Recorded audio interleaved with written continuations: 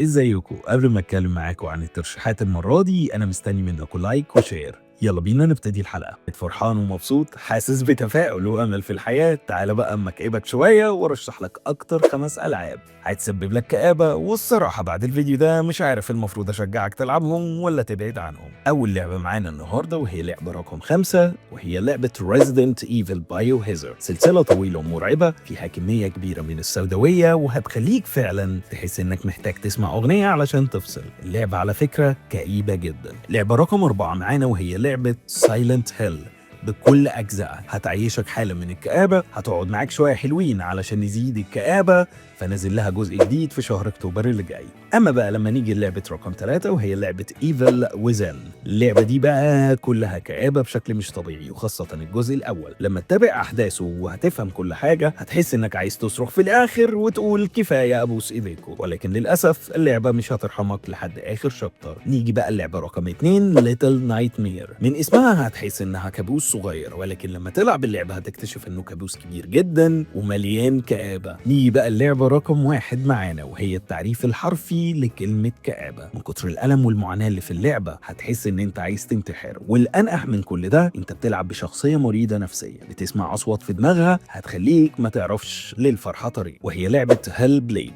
اللعبة دي بقى ليها جزئين، بتتكلم عن بنت اسمها سنو عندها مرض نفسي اللي هو انفصام في الشخصية. بس في العصور الوسطى ما كانتش الناس تفهم يعني ايه المرض النفسي، علشان كده كانوا بيعاملوها ان هي ممسوسة من الشيطان. وطبعا مش عايز احرق لك اكتر من كده، سيبك تجرب التجربة مع نفسك. وبالمناسبة الجزء التاني لسه نازل على البلاي ستيشن 5 في اليومين اللي فاتوا. وبس كده اكون انتهيت من الترشيحات لكم باكتر العاب كئيبة. اشوفكم في ترشيحات مبهجة المرة الجاية. ما تنساش تعمل لايك وشير وسبسكرايب.